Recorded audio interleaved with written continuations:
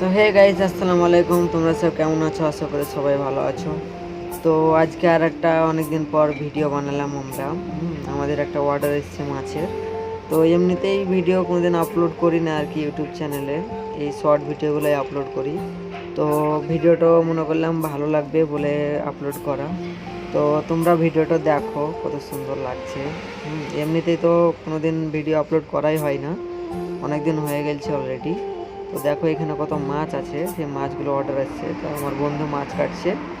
আর এখানে তোমার প্রায় 60-70 কিলো মতন অর্ডার আছে।